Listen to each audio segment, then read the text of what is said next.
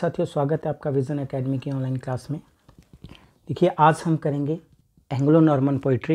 Anglo Norman poetry करवाने से पहले मैं आपको थोड़ा सी हिस्ट्री बता दूं एंग्लो नॉर्मन पीरियड की।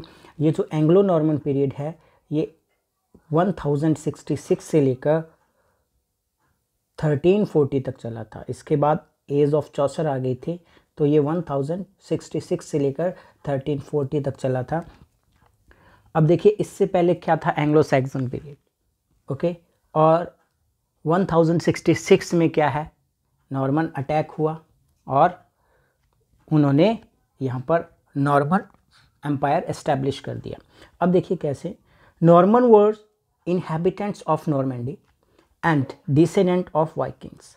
ये जो नॉर्मन्स थे ये नॉर्मैंडी के इनहैबिटेंट्स थे, नॉर्मैंडी से आए थे और उत्तराधिकारी थे, वंशज थे किनके, वाइकिंग्स के वंशज थे। They were pirates from Denmark, Norway and Iceland. तो ये जो नॉर्मन पीपल थे ये डेनमार्क, नॉर्वे और आइसलैंड के पायरेट्स थे, मतलब समुद्री डाकू थे, ओके। पायरेट्स थे मतलब समुद्री डाकू थे।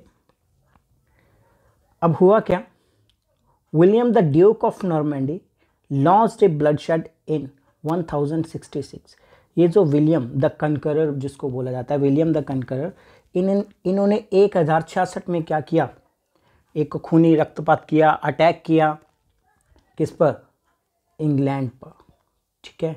क्यों किया, इसका भी रीज़न था। जो इंग्लैंड का राजा था एडवर्ड द कन्फेसर, ये जो इंग्लैंड का राजा था विलियम क्या था, इसका कोई रिश्तेदार था, ओके।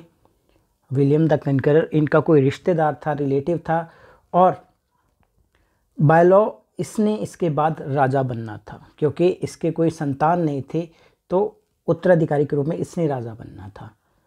लेकिन एडवर्ड ने क्या किया, Edward the Confessor failed to manage his kingdom and died without year.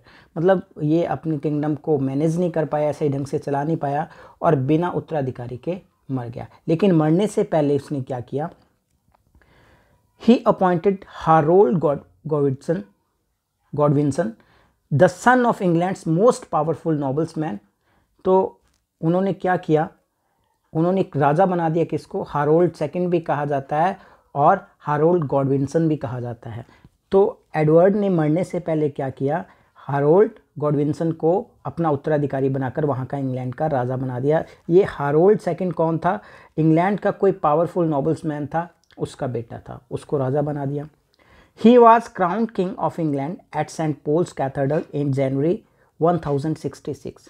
जनवरी 1066 में इनको इंग्लैंड का राजा बना दिया गया। किसको, हारोल्ड को इंग्लैंड का राजा बनाया गया, ठीक है। इसको हारोल्ड सेकंड भी कहते हैं। और एडवर्ड द कन्फेसर वो राजा है जो पराजित हुआ था, जिस पर नॉर्मन ने अटैक किया था। विलियम द कनकरर, इन्होंने बैटल ऑफ हेस्टिंग जीता था। आगे डिस्कस करते हैं। नेक्स्ट देखिए, William of Normandy and Harold of Norway invaded England. तो नॉर्वे से एक राजा था हेराल्ड, ठीक है, हेराल्ड, ठीक है।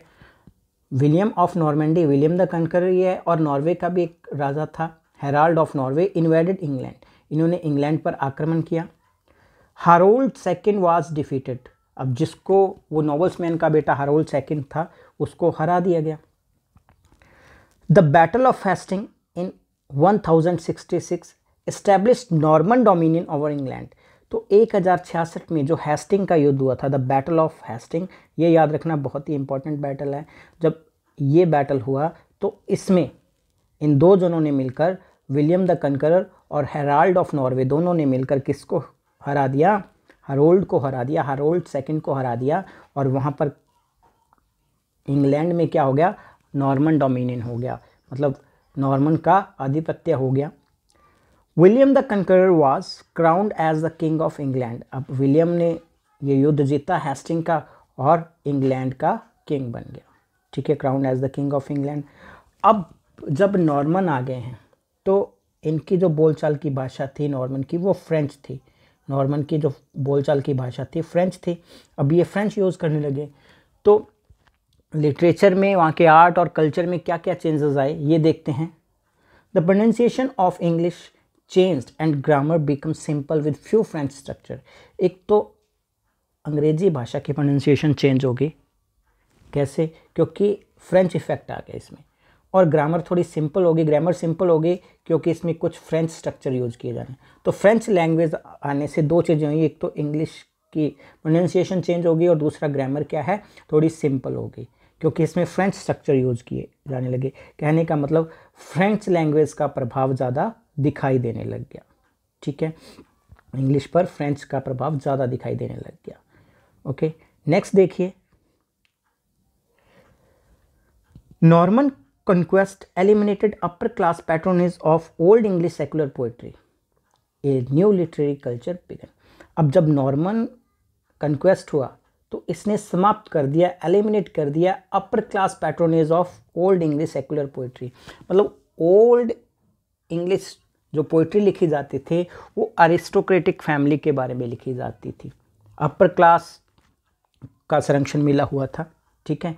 Norman conquest eliminated upper class patronage of old English secular poetry, मतलब जो राजा वगैरह थे वो संरक्षण प्रदान करते थे और उनके बारे में ही ये पोइट्री वगैरह लिखी जाती थी, कॉमन पीपल के बारे में नहीं लिखी जाती थी, ठीक है। उनका संरक्षण प्राप्त था, लेकिन ये संरक्षण क्या, एलिमिनेट हो गया। A new literary culture began, एक नई साहित्यिक संस्कृति शुरू हुई, मतलब कॉमन पीपल के बारे में भी लिखा जाने लगा। French become the language of law and old English become confined to the lower classes. अब हुआ क्या, अब ये जो नॉर्मल लोग थे ये फ्रेंच ज़्यादा बोलते थे, तो फ्रेंच लैंग्वेज क्या है, लैंग्वेज ऑफ लॉ फ्रेंच बन गई, और लोअर क्लासेस तक कन्फाइंड रहेगी कौन सी लैंग्वेज, ओल्ड इंग्लिश लैंग्वेज। जो इंग्लिश लैंग्वेज बोलते थे ओल्ड इंग्लिश, तो वो लोअर क्लास लोग बोलते थे, कॉमन पीपल बोलते थे। जो अरिस्टोक्रेटिक फैमिली है या कानून की जो भाषा है वो फ्रेंच लैंग्वेज बन गई थी।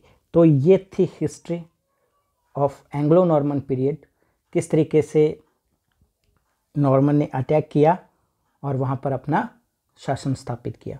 अब देखिए बात करते हैं इसकी पोइट्री की। हमने बेसिकली क्या करना है, हमने एंग्लो नॉर्मन पीरियड की पोइट्री के बारे में बात करनी है, तो ज़्यादा एक्स्ट्रा वर्क नहीं लिखे हैं, ठीक है, सिर्फ जो इम्पॉर्टेंट वर्क हैं, इम्पॉर्टेंट पोइट्री है वही डिस्कस करेंगे, या जो फैक्ट आपको बताने वाला है वो डिस्कस करेंगे। तो सबसे पहले बात करते हैं एंग्लो नॉर्मन पोइट्री में द ओल एंड द नाइटिंगेल। ये पहला वर्क आप याद रखेंगे, द ओल एंड द नाइटिंगेल। इसको सर निकोलस ने लिखा था। ओके, क्या है ये, द ओल and the nightingale by sir Nicholas of Guildford. Sir Nicholas of Guildford is popular medieval English poem. ये बहुत ही प्रसिद्ध मध्यकालीन इंग्लिश पोएम है, probably written in 13th century. Exact time and date नहीं पता है, ठीक है, ये माना जाता है कि 13th सेंचुरी में लिखी गई। अगर 13th सेंचुरी में लिखी गई है तो ये एंग्लो नॉर्मन है। It is composed of approximately 2000 line, लगभग 2000 लाइन की ये पोएम है। It is an example of debate poetry. ये एक डिबेट पोइट्री का एग्जाम्पल है। इसमें दो पक्षियों के बीच, दो जीवों के बीच, ठीक है, एक डिबेट होती है। It is in the form of A dispute between two birds on the subject of relative beauty and merit of their songs. तो इस द ओल एंड द नाइटिंगेल है, इसमें क्या है कि ये एक डिस्प्यूट है। It is a dispute between two birds on the subject of relative beauty, मतलब उनकी सुंदरता को लेकर और उनके गीत के गुणों को लेकर कि किसका गीत बेहतर है, इसको लेकर क्या है, डिस्प्यूट है, दोनों में डिबेट की गई है। This debate leads to no solution. अब दोनों डिबेट करते रहते हैं, बहस करते रहते हैं, लेकिन इसका कोई सोल्यूशन नहीं निकलता है। तब ये दोनों के दोनों बर्ड क्या करते हैं, the birds request Nicholas to become their mediator. ये दोनों पक्षी, ऐसा बताया गया इस पोएम में कि दोनों पक्षी लास्ट में किसके पास आते हैं, पोएट के पास आते हैं, सर निकोलस के पास आते हैं और कहते हैं कि हमारे मीडिएटर बन जाओ। The poem ends with the prospect of reconciliation, मतलब दोनों में आखिर में समझौता हो जाता है, दोनों को आपस में समझा दिया जाता है कि तुम दोनों अपनी अपनी जगह सुंदर हो, तुम्हारा दोनों का गीत अपनी अपनी जगह इंपॉर्टेंस रखता है। तो ये था बहुत ही important work Anglo Norman period का, एक पोएम द ओल एंड द नाइटिंगेल। इसकी मैंने स्टोरी भी आपको बता दी है।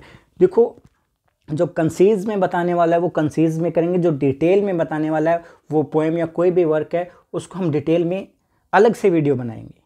ओके, नेक्स्ट देखिए, नेक्स्ट जो वर्क है वो है कर्जर मुंडी। कर्जर मुंडी, अब देखिए ये वर्क क्या है। कर्जर मुंडी ये लैटिन का एक वर्ड है। ओके, ये एक लैटिन वर्ड है।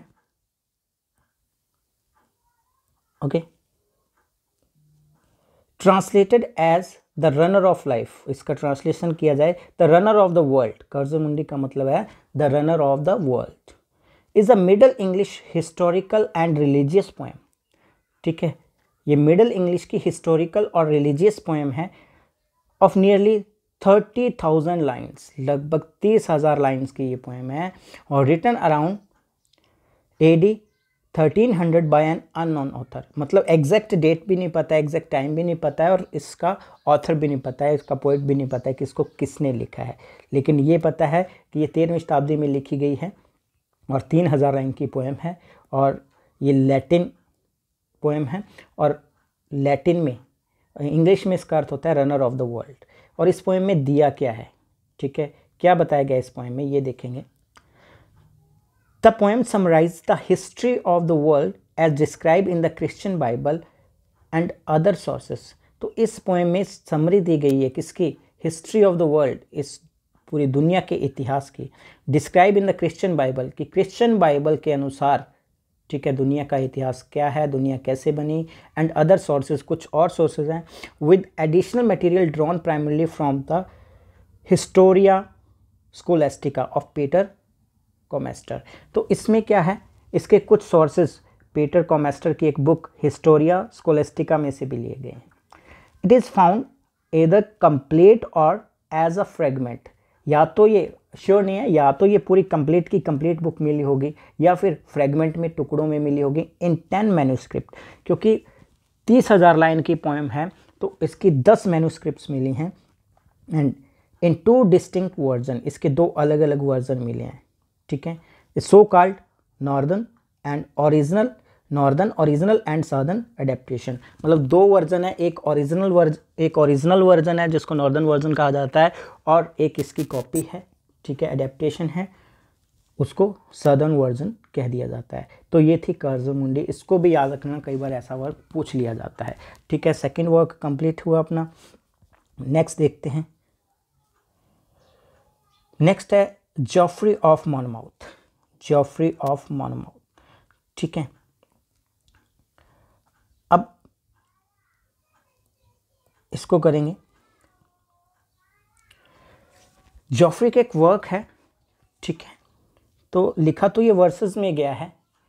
Okay, Geoffrey's Historia Regum Britanniae, Geoffrey का वर्क है Historia Regum Britanniae, the history of the kings of Britain.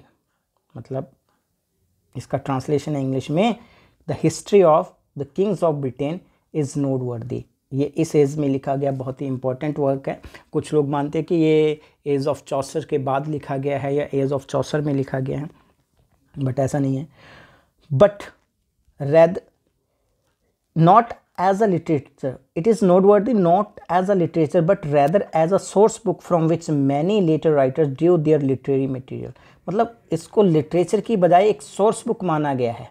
जो हिस्टोरिया रिगम ब्रिटेनी है, इसको एक सोर्स बुक माना गया है, जिससे बहुत सारे जो लेटर राइटर हुए हैं उन्होंने मटेरियल लिया है। ओके, उनको मटेरियल प्राप्त हुआ है। This book gives a detail account of old king and history dating from Roman era.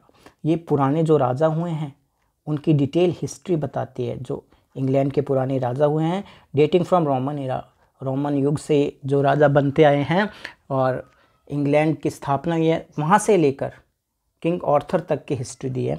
The book begins with the settlement of Britain by Brutus the great grandson of Aeneas the Trojan king.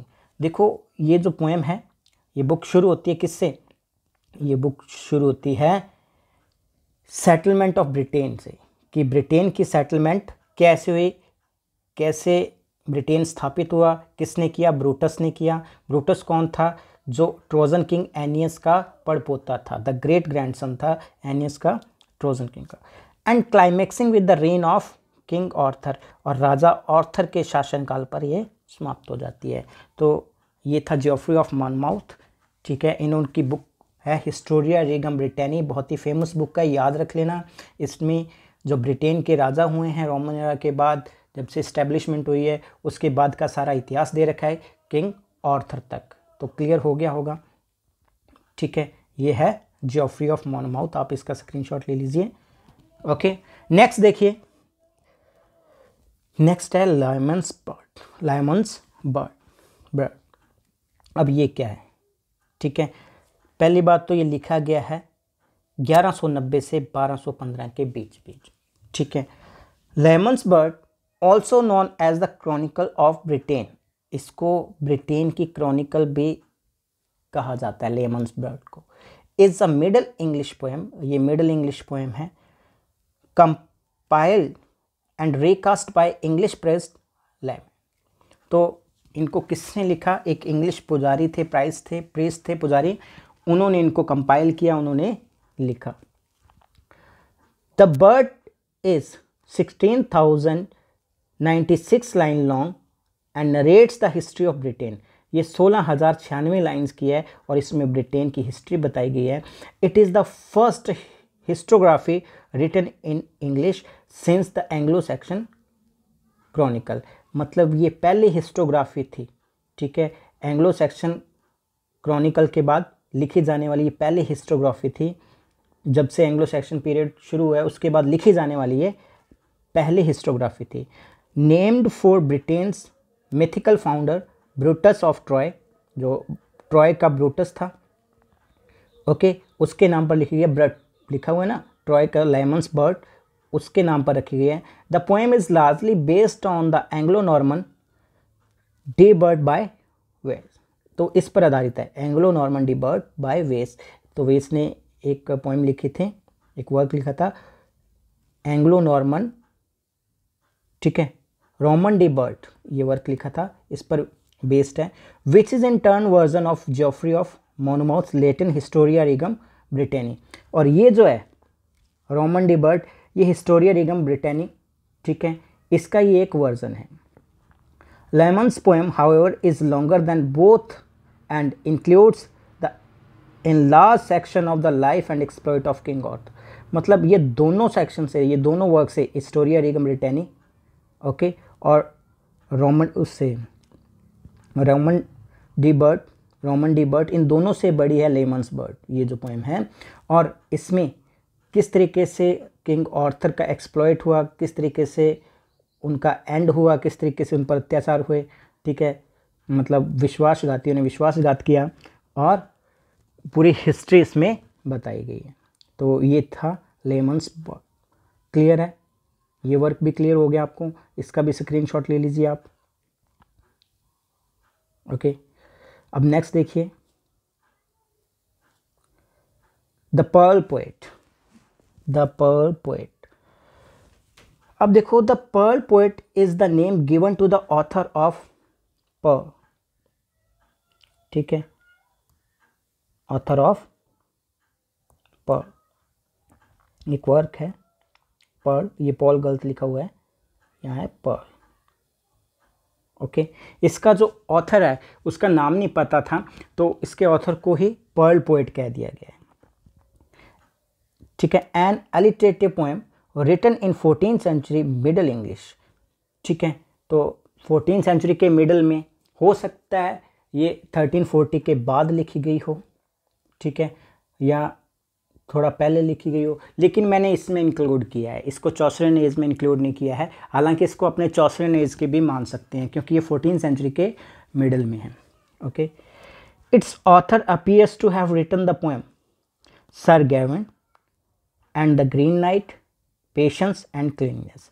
तो Pearl poet है, ठीक है, इन्होंने एक work लिखा Perl, ठीक है, ये मिडिल इंग्लिश वर्क है, ठीक है, इसको हम चौसरेन एज में भी रख सकते हैं और इसको हम एंग्लो नॉर्मन में भी रख सकते हैं, क्योंकि एग्जैक्ट टाइम और डेट नहीं पता है, ठीक है, कि एक मोटा सा अंदाजा है कि 14th सेंचुरी के मिडल में लिखी गई है, तो हो सकता है कि थोड़ा पहले लिखी हुई, तो आप इसको दोनों एजेस में रख सकते हैं, ठीक है। और इसका ऑथर भी अननोन है। ऐसा माना जाता है कि इन्होंने 3 और वर्क लिखे हैं, Sir Gawain and green knight, patience and cleanliness. तो पर्ल पोएट के 4 वर्क हो गए, ओके। तो क्लियर है ये भी आपको? तो ये था हमारा एंग्लो नॉर्मन पीरियड, और एंग्लो नॉर्मन पीरियड में मैंने सारे वर्क इंक्लूड नहीं किए हैं, मैंने कुछ पोइट्री इंक्लूड किए, ठीक है, वर्सेस इंक्लूड किए हैं कुछ, और सारे वर्क इंक्लूड नहीं किए हैं। जब हम कंप्लीट करेंगे, दूसरा सेक्शन स्टार्ट करेंगे, उसमें और डिस्कस करेंगे। मैंने हिस्ट्री और पोइट्री आपको बता दी है, ठीक है। मिलते हैं नेक्स्ट सेक्शन में नई क्लास के साथ। Thank you very much.